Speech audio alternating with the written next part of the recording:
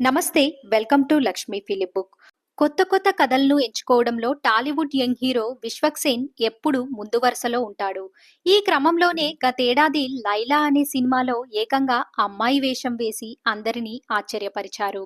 అయితే ఆ cinema box office వద్ద అనుకున్నంత స్థాయిలో ఫలితాన్ని అందుకోలేకపోయింది.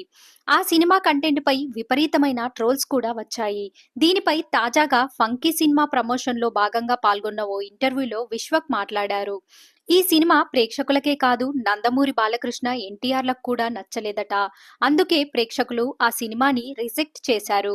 అయితే బాలకృష్ణ, ఎన్టీఆర్‌లు మాత్రం విశ్వక్‌ను పిలిచి ఇలాంటి ప్రయోగాలు ఎప్పుడు చెయ్యకు అని గట్టి వార్నింగ్ ఇచ్చారట. తనకున్న మాస్ ఇమేజ్‌కు భిన్నంగా వెళ్లడం బాలకృష్ణకు, ఎన్టీఆర్‌కు నచ్చలేదని, తనకు సూట్ అయ్యే సినిమాలే చెయ్యమని సలహా ఇచ్చారని 'ఫంకీ' ప్రమోషన్‌లో విశ్వక్ వెల్లడించారు. ఇలాంటి మరిన్ని మూవీ అప్డేట్స్ కోసం మన ఛానల్‌ని సబ్స్క్రైబ్ చేయడం మర్చిపోకండి.